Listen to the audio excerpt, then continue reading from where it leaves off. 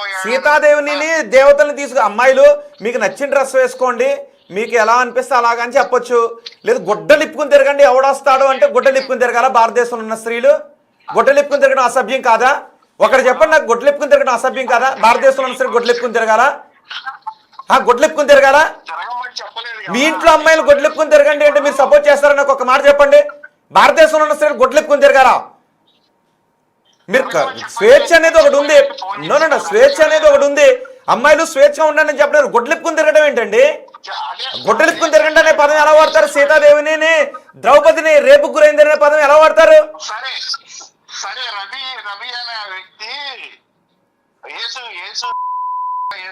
అని చెప్పేసి ఒక మాట అన్నాడు, దాని గురించి ఎవరు ఓకే, మీరు దాని గురించి రైజ్ చేయండి, దాని గురించి వేరే టాపిక్ లో మాట్లాడదాం. కానీ ఇప్పుడు మాట్లాడుతున్నటువంటి అంశం నా దేశ స్త్రీని స్వేచ్ఛగా ఉండు అని చెప్పడం వేరు, నా దేశ స్త్రీని నా దేశ ఆడపడుచుని గుడ్డలిప్పుకుని తిరగండి అని అంటూ వేరు. I object that word, I object that word. గుడ్డలిప్పుకుని తిరగండి అని చెప్పే స్వేచ్ఛ మీకు లేదు. మీకు నచ్చినట్టు ఉండండి అని చెప్పండి. గుడ్డలిప్పుకుని తిరగండి అని నా దేశ స్త్రీకి ఎలా చెప్తారు? నా దేశ స్త్రీకి గుడ్డలిప్పుకుని తిరగండి అని ఎలా చెప్తారు? నా దేశ ఆడపడుచులు గుడ్డలిప్పుకుని తిరగండి అని ఎలా చెప్తారు? మీకు నచ్చిన బట్టలు వేసుకోండి, ఎవడైనా వచ్చి అడిగితే కోస్తానని చెప్పండి. మీకు నచ్చిన బట్టలు వేసుకోండి అని చెప్పండి, అంతే తప్ప అమ్మాయిలు మీరు గుడ్డలిప్పుకుని తిరగండి అని చెప్తారా? సామాన్లు అనే పదానికంటే దారుణమైనటువంటి పదం ఇది.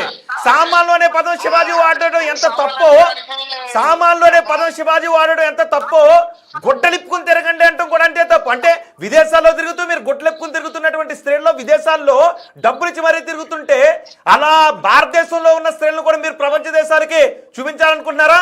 భారతదేశంలో ఉన్న స్త్రీలు గుడ్డలిప్పుకుని తిరుగుతారని ప్రపంచ దేశాల ముందు చెప్పాలనుకుంటున్నారా? తప్పు కదా అది. మీరు చెప్పండి, మీరు ఒక ప్రపంచ దేశాలు తిరుగుతున్నటువంటి వ్యక్తిగా కాదు. ఒక విషయం మీరు గుడ్డలిప్పుకుని తిరగండి అమ్మాయిలు అని చెప్పడం తప్ప కదా? మీరు మీరు రకరకాల భాషలు మాట్లాడతారు, రకరకాల దేశాలు తిరుగుతారు, రకరకాల సంస్కృతులు తిరుగుతారు, చెప్పే విధానం కూడా ఉంటుంది. మనం ఒకటే చెప్తుంటండి, ఏ విధానం అయినప్పటికీ కూడా మీ అమ్మగారిని మీ నాన్నగారిని పిలవండి అంటానికి ఇంకోటి అంటాం కదా, ఆ పదాన్ని వాడకూడదు. తెలియక వాడాడు అంటాం కూడా తప్పే, తెలియక వాడాడు అంటాం కూడా తప్పే. మీ బాబుని పిలంటానికి మీ నాన్నగారిని పిలవండి అంటానికి తేడా ఉంది. బాబు అంటే కూడా ఇదే.